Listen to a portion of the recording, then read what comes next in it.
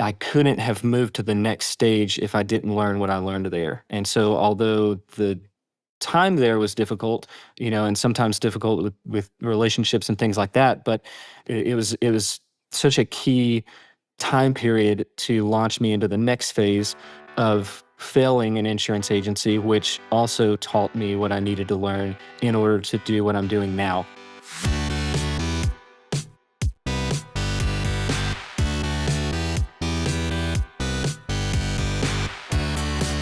You're listening to The Successful Bookkeeper with your host, Michael Palmer. Listen each week as inspiring guests share their secrets of success to help you increase your confidence, work smarter, and build a business you love. This episode of The Successful Bookkeeper is brought to you by PureBookkeeping.com, the proven system to grow your bookkeeping business.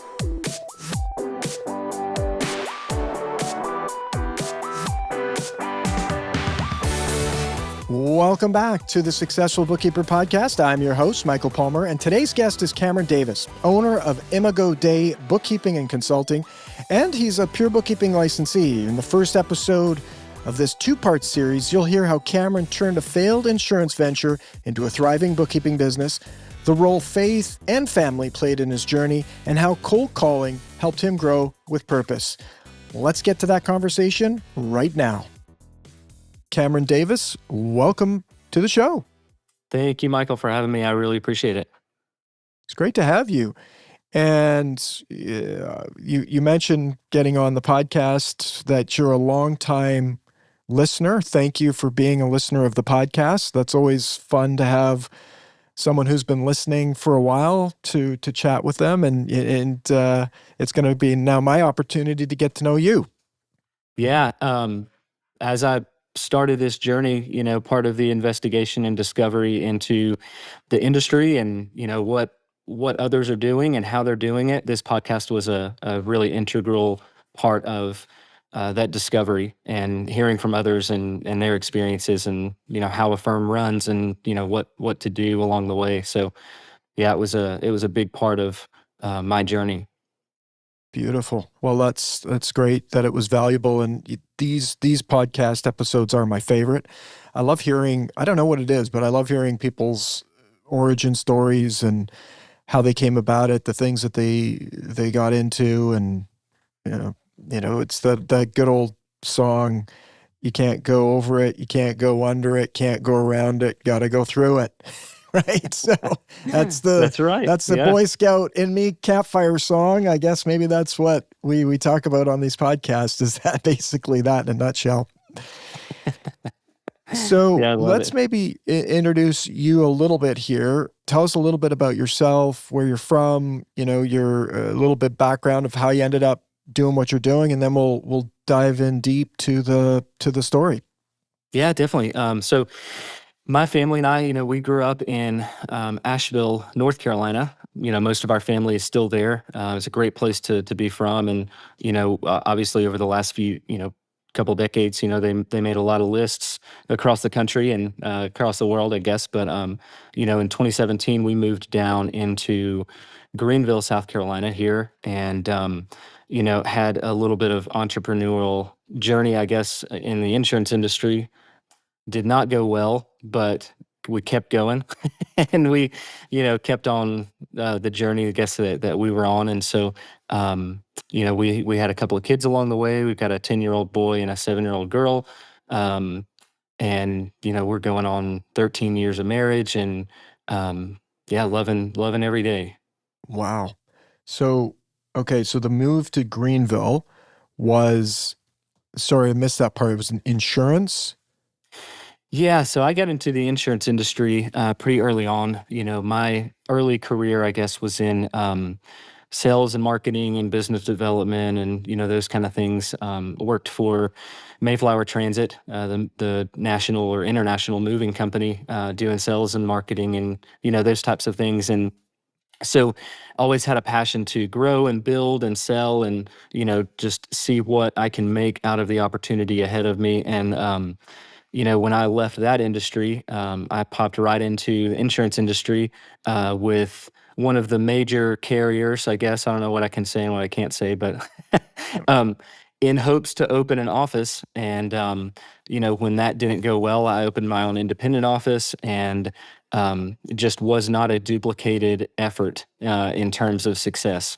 And Got so, it. not all industries are made for everybody. And so, we got out of that industry after about a year and settled down into a really good company and a really good job where things were stable and there were growth opportunities, and we can regroup and kind of recalibrate our life a little bit here in South Carolina. And along that way, I couldn't stay still. I couldn't scratch the itch to grow and to build something. And so, coming from the insurance background, I started to wonder about other types of financial services and what that might look like. And bookkeeping was one of those things that I considered early on as we were exiting the insurance industry, but had no idea how to get into it. Didn't know what I didn't know, kind of situation. And so, never really took the leap into it. And I kind of stumbled in a little bit. I kind of backed in and stumbled into the door. Yeah, we and never stopped. So Cool. that was So how yeah. long ago was that when So that was you, in May of 2022. okay. So So right at a little just over 3 years.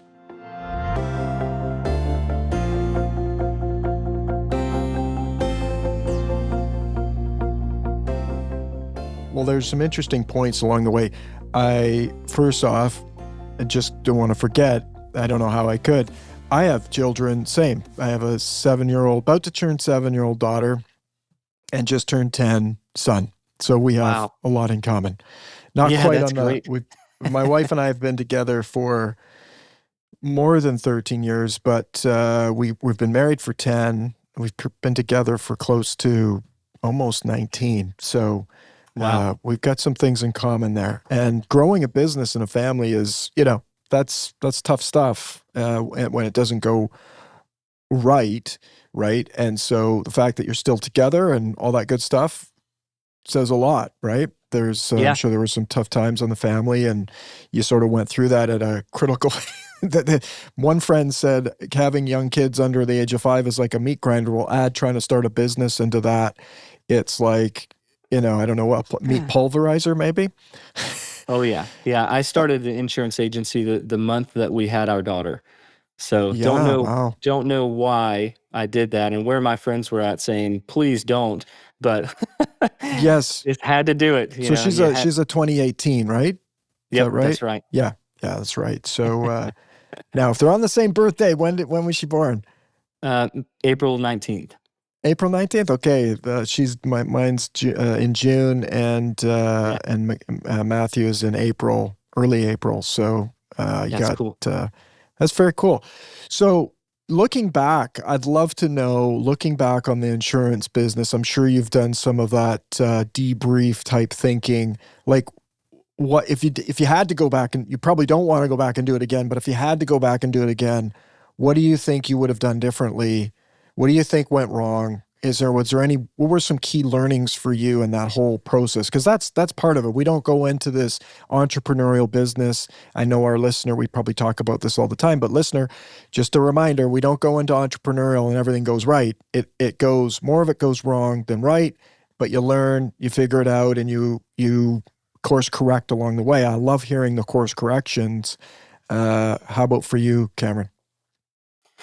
Yeah, I mean, it's one of those situations where you don't love doing it, and yet you look back several years later and realize that the experiences that you're having now are only due to the experiences that you've already walked through. And so, the first entry into my, I guess, career, into sales and marketing, all those things with Mayflower, although there were difficulties there, I couldn't have moved to the next stage if I didn't learn what I learned there. And so, although the time there was difficult, and sometimes difficult with relationships and things like that, but it was such a key time period to launch me into the next phase of failing an insurance agency, which also taught me what I needed to learn in order to do what I'm doing now. And so, putting, did not have great systems in place. We were in a new area, didn't really have a network, didn't have really the access to all of what I needed in order to be successful. But at the same time, I I feel like it's one of those industries I would not go back into because it's a very different sell. And so,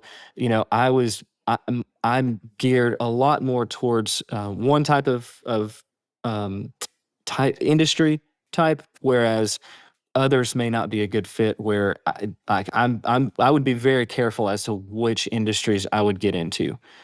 Just knowing what I know about that experience versus this one, and what I can sell well and what I cannot sell well, plays a huge factor in that. A lot of those types of industries like insurance and, especially you see like the multi-level marketing type of, industries where, you know, they look at somebody and say, well, you just didn't work hard enough. Like, well, I worked my tail off. And so it Right. just did not happen. And so I learned a lot about what I didn't have in my tool belt. And I worked towards getting it into my tool belt afterwards. And kind of changing the way that I thought about business and the way that I thought about the opportunities I was going after. And it really shaped us being successful doing what we're doing now. It was huge. I would never want to go back and do it again, but at the same time, I would not be who I am without it, and so I would never give it up for anything. So That's it's amazing. it's hard, but it's also a blessing, in disguise. Yeah, that's right. So I often have these moments in life where I go, "How did I get through that?" And thankful that I did, and don't want to do it again. But I'm grateful that I had the opportunity and that I, got through it because Yeah, it's very similar in my career. You pick things up and you're like, you know what? There's no way I could have done this today without that. And whilst I might not have liked that or that have been difficult in the past, it was necessary, and I'm grateful that I'm on this side of the river, so having swum across, and we're not going absolutely. back across that Yeah, and river. having Hopefully, maybe, God willing, we're not going back, right? yeah, and having the foundation of in our marriage and my wife, and our faith and all of those things together, really were the only way that we came out. Because man, she was alone a lot, and it was very difficult on my side too. So it's one of those things that you grow a lot. And You so do. And now I was just thinking to myself, just sort of in our conversation and just your way of being, I'm like, wow, you know what? I think some of your customers should be real grateful that you didn't make it in the insurance industry, because now they have someone that's helping them. Very different industry, right? Very different stuff that you're doing. You're working with entrepreneurs, you're helping them. And guess what? You, you've walked in their shoes and you've gone through tough times, and that is worth a lot when you're talking and sitting across from another entrepreneur or business owner. Those are extremely valuable, priceless experiences that you have now. Now yeah, and let's. Sorry, go ahead.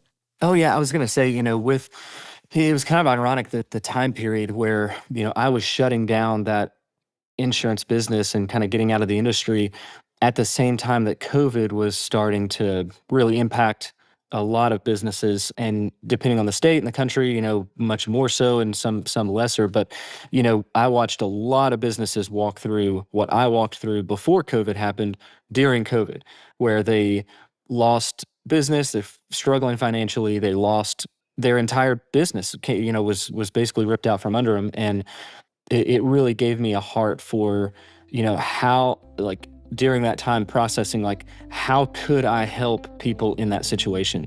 And, I think it really led to me getting into this industry.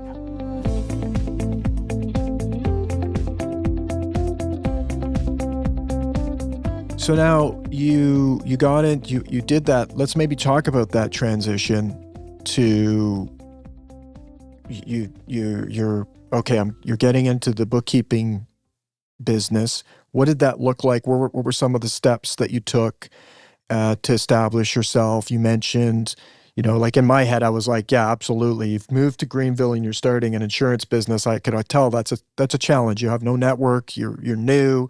You're kind of going into the desert with nothing, with no water. And now you've been in Greenville a while. You've got some experiences. What did it look like establishing the business? Yeah, so when I said earlier, I kind of stumbled into the industry. I had a friend from high school that had reached out asking some insurance questions and needing some help because all he knew is I used to write his insurance and now I don't, and he needs help figuring out something, that he's working on. And so I do the best to stumble through, like kind of giving him some guidance on it. And one of the things he said was that, one of the guys I'm working with, because he's a contractor, he said, one of the guys I'm working with is, I don't know what he's doing, but his, books are a mess. He doesn't really have everything organized and, everything like that. And so I said, I can help as much as I can on the insurance side. I'm not licensed anymore. So, it's not as valuable as it could be. But, do you think your boss or whoever you're working with, do you think he'd let me help him with his books? And he said, well, I don't know if he would, but I need some help. And so that kind of began that process of like, okay, now let's try to see what this is all about. Because it was Right it on. was almost like the opportunity fell on my plate, and then I had to pretty quickly learn exactly what it was I was doing, like on a higher level. I had some basics, took accounting in college, knew kind of the cash flow, systems and some of those kind of things. And putting it in place from an accounting perspective is a very different thing. And so I spent the first 7 months working with that one client, not very profitable, just really trying to understand the whole process and trying to, figure out, like, hey, is this something that I would want to do? And about January of 2023, kind of started asking like myself, do other people need this? Is this a need in the market? And is this something that, people would want? And so I just picked up the phone and called about 10 different businesses, and I got one that said yes. I love it. Come to find out, he needed. You cold called for business. I still cold call.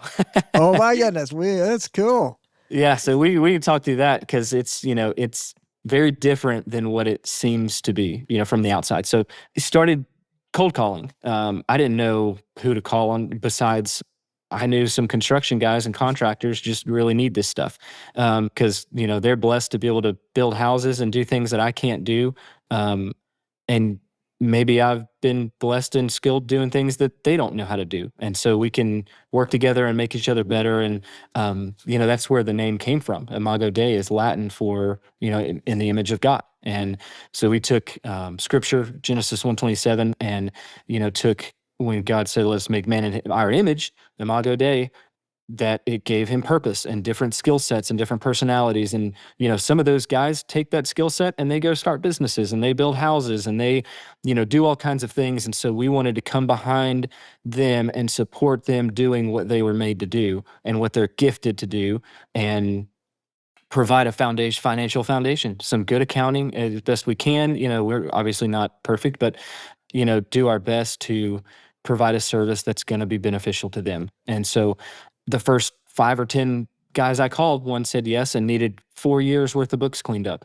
And so I was thrown in very early on to the process of catching up and cleaning up multi-years of books, and kind of took it one, year at a time and one step at a time, and trying to, just do everything I could. Cause at that point I had a lot of experience in QuickBooks, at least several months of experience there, and, understood the accounting systems. And so, yes, just kept going. We signed probably 2 clients a month. I'm Wow. working full time during this, and so I have a full time job, and just trying to get some clients on the side, make a good side gig. So back in the time when you were picking up these clients, you also had a job that sort of you had transitioned to bring stability, financial stability, that sort of thing for your family.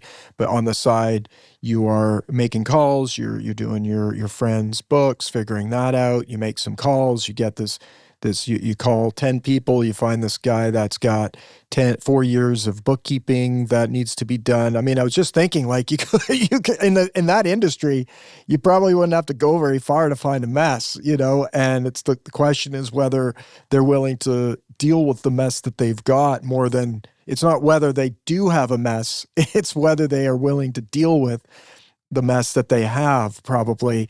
But I get that. So now a couple things are really interesting. You mentioned the name, the purpose of your business. Through your faith, you've started a business with very clear purpose for what you're doing, and very powerful message. When you speak it, it's like right down to your bones. That's powerful. People talk about a purpose-driven business. One of those things, finding, people spend their whole lifetime trying to find, what's my purpose? What's my purpose? What's my purpose? You found that connected through your faith, and you've attached it to your business, and that's very powerful messaging for you and for clients. So you're making these calls, working full-time, and you're signing 2 clients a month. That's a lot. And was that all primarily through cold calling, or did you have other things that were happening that you'd set up to bring clients, or was it primarily your number one way to get clients? There's a pretty strong small business or like young professional group here in Greenville on Facebook. And so it's one of the it's an anomaly that I've seen, in terms of like what they do and how they operate. So it's a lot of engagement, probably 20,000 people in this group. And so wow. I would see some folks on there reach out, asking for accounting, or, hey, I need a CPA, I need, bookkeeping, I need, whatever. And so, probably a handful of those throughout the year of, during 2023. And so, one of the things I did was, I didn't just comment, and I didn't just wait for somebody to call. Most of the time, if a business is looking for bookkeeping, they also want customers to call them. And so their, contact info is fairly available. And so there were a few times I leaned on my network to say, hey, do you know this guy? Because you're in the same industry or whatever, and got a connection. But a lot of it was when somebody would reach out on the group asking for help, asking for a referral for bookkeeping, accounting, whatever. I would just pick up the phone and call them and say, hey, Wow. I saw the post. Here's what we do. I don't know if this is what you meant by looking for a CPA. I'm not a CPA, but here's what we do. And they're like, that's what I need. So that helped a lot. I signed some clients through that. I signed some others through cold calling, reaching out, trying to, just establish myself. I was very used to cold calling from multiple industries. For sure, prior. your industry, that's a gift that came through your industry that you're in. Like, you've done this before, you know what it's all about. You do it. Yeah, and really, even to this day, I don't do anything special. I mean, it's literally, hey, here's who I am, calling for, looking for, Gary, I don't know. And hey, here's what we do. How do you guys manage your QuickBooks? And pretty quickly, they're going to say, oh, I've got somebody that does that. Oh, great. Okay, perfect. Well, is there anything that would cause you to want to look at other options, or are you guys happy there? What's the situation? And they're like, oh, we're perfectly fine there. Everything's under control. Okay, great. That sounds good. Talk to you later. Hey, thanks for your time, whatever. Beautiful. But other times, they'll say, hey, I just do it myself. And I'm like, wow, okay. How's that going? How were taxes last year? What was that process like? And really, what would cause you to not want to do that yourself anymore? And so that was a huge thing. And it wasn't special. I don't have some written out script and some, special messaging or, whatever key code words or something in my back pocket. It's just, here's who I am. Here's what we do. Can we help you?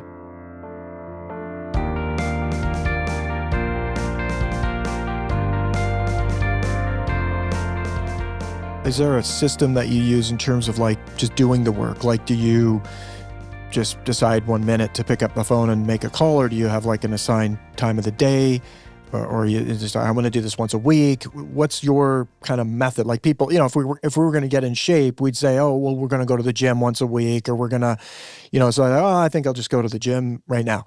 It doesn't really, maybe people do that, but how does it work for you? Because, you just walked us through your script, which is there's no magic there other than, and I don't think there's some people who have just magical rapport ability to make a call and instant people want to talk to them. There's people like that, but there's also just picking up the phone and doing it. And that's what most people don't. 99% of the people won't pick up the phone and just make the dial and make the call for all sorts of reasons. But you do. Is there anything else behind that you're doing that makes a difference for you? Yeah, I mean, I would say it's, uh, I like the gym metaphor, but it's more so like muscle groups, where if you work out triceps and chest, then you're going to wait 2 or 3 days before you do that again.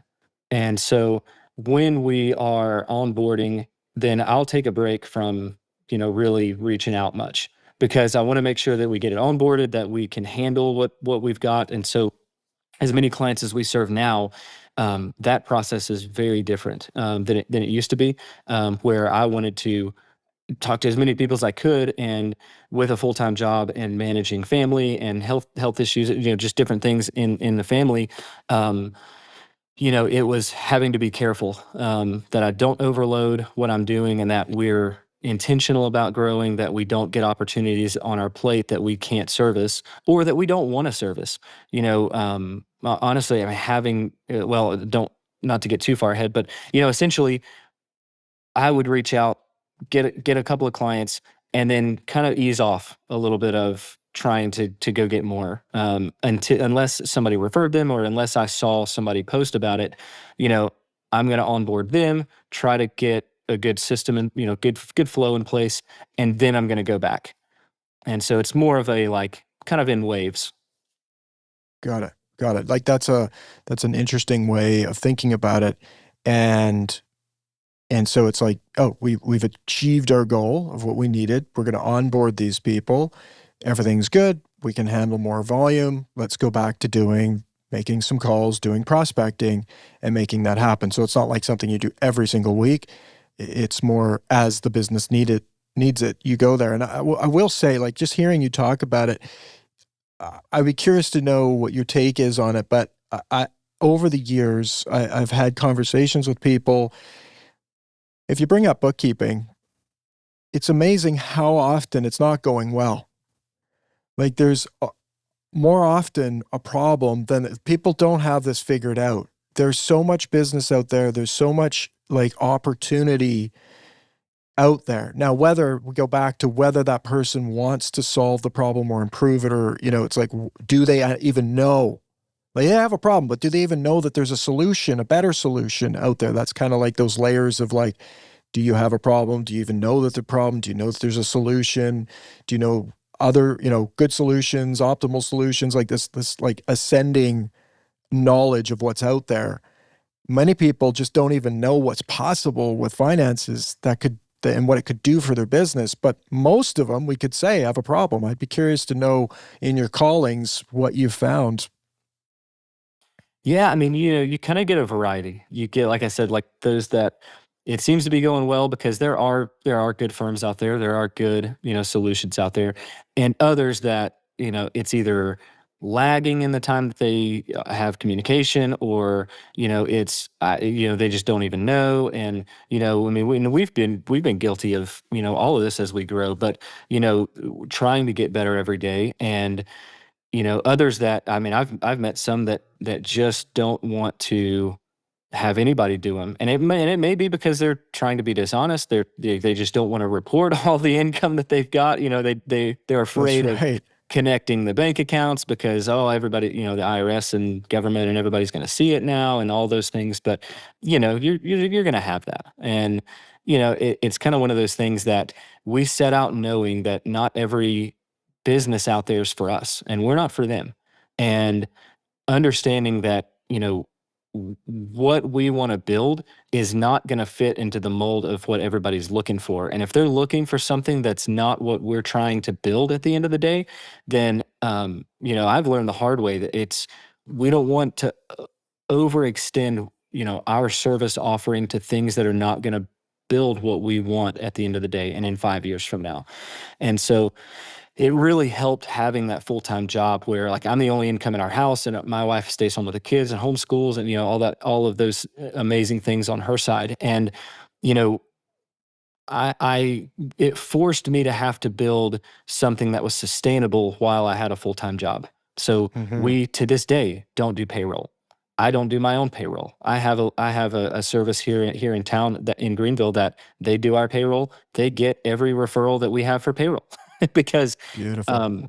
I just know you got that a lane. You're in a lane here.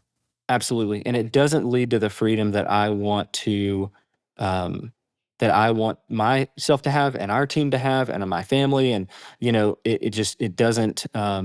That's not. There's no finish line there for us, and so may not be the case for everybody. It may fit perfectly in the mold of what somebody's trying to build, and that's great. That's great for them, and knowing where you want to be when when you sit back and say, we've not arrived, but we've kind of got where we're wanting to go, at least initially. Are you building the business that you're going to want to be in? And so for us, that looked like a very specific type of business. And so that's what we've tried to stick as close as we can to. Beautiful. That was a fantastic chat with Cameron Davis. In part 2, we'll dive into how Cameron continues to grow his team, refine his systems, and build a scalable, purpose-driven firm that doesn't rely solely on him. You'll also hear more about the impact Pure Bookkeeping is having on his operations. And with that, we wrap another episode of the Successful Bookkeeper podcast. To learn more about today's wonderful guest and to get access to all sorts of valuable free business building resources, you can go to thesuccessfulbookkeeper.com. Until next time, goodbye.